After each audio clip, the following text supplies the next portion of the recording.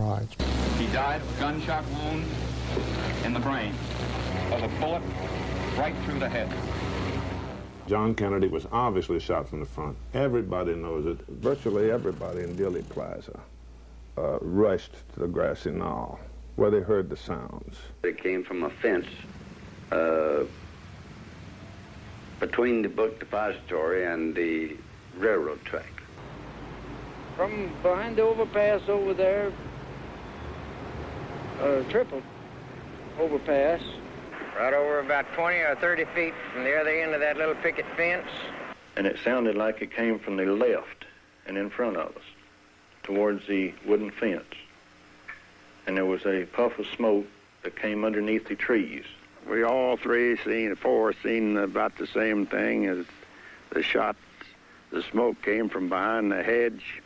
And then as the car got directly in front of us, well, a gunshot apparently from behind us hit the president's side of the temple. Do you think the first gunshot came from behind you too? I think it came from the same location. Apparently back up on the mall. When I stated I felt like the second and third shots could not have been fired from the same rifle, they reminded me that I wasn't an expert. So what is this image? Some believe that one of these shadows may be an assassin standing behind the fence. As you can see, I was taking extreme close-ups of that many years ago. One of these shadows. This blob right here, that doesn't appear to be like much. Just, well, anyhow, I was taking a lot closer look here.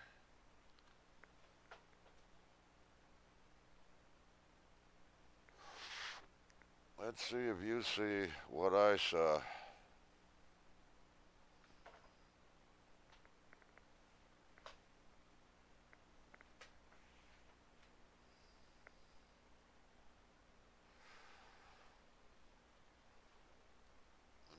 Beginning to see a face here. What really caught my eye was this upside down stripe here. I couldn't figure out what that could have been.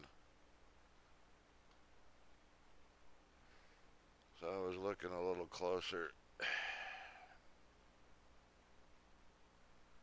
So that's a little closer up of that image right here.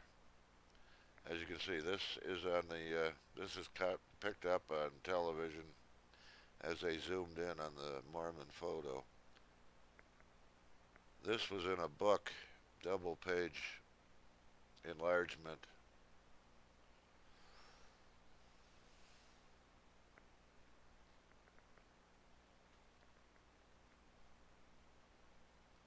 So you get the gist of it. I was looking there, and let's take him now.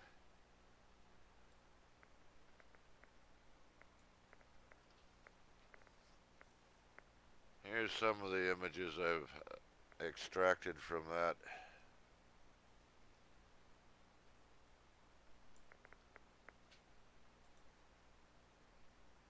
How about a colorized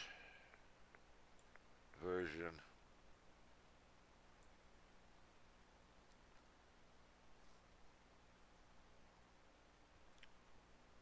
One face there, one face here.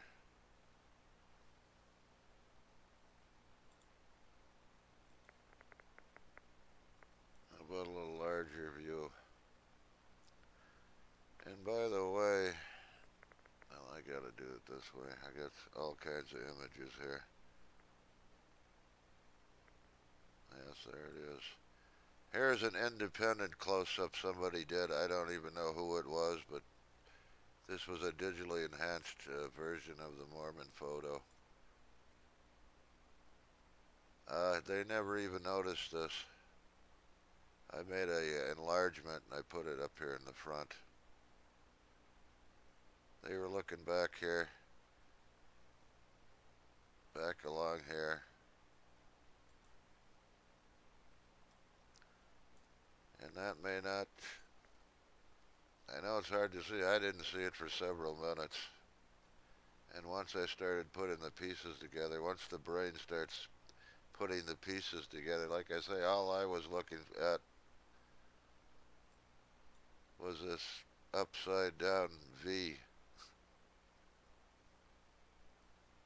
Let's see, there should be something. Yes, that upside down V.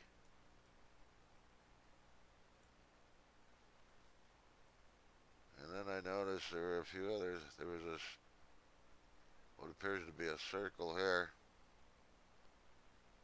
just above that. And then I started putting the pieces together. You start seeing the faces. Once you start seeing the faces, understand this is the left arm.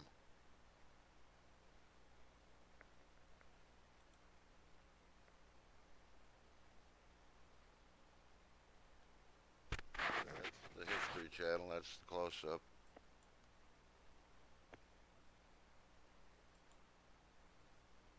Again,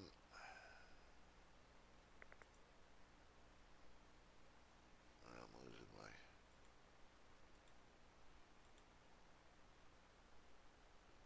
Where is the color?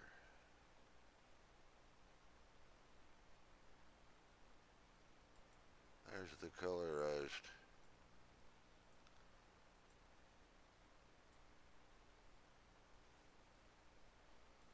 So there's definitely something very unusual there, to say the least. And when you put it all together, I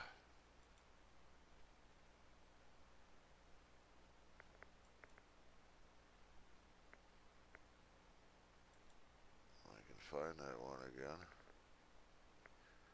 Well, anyways, here's an even more extreme close-up. Let me see if I move that in a little.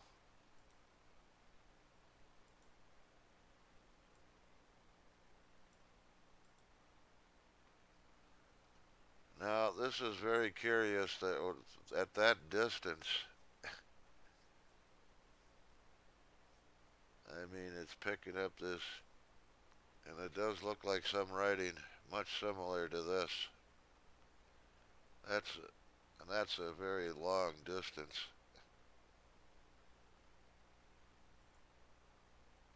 But anyways, I can't get this to work.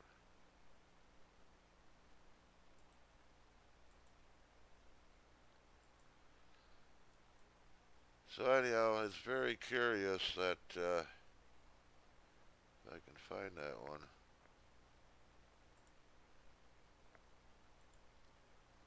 Where is it? It's very curious that you'd have two images like that found in this one photograph. And not only that, but an image like that also. Now, anyone who thinks of that lights and shadows, there's always a possibility of lights and shadows, but those are the damnedest lights and shadows I've ever seen. And as far as I'm concerned, this makes more sense than anything.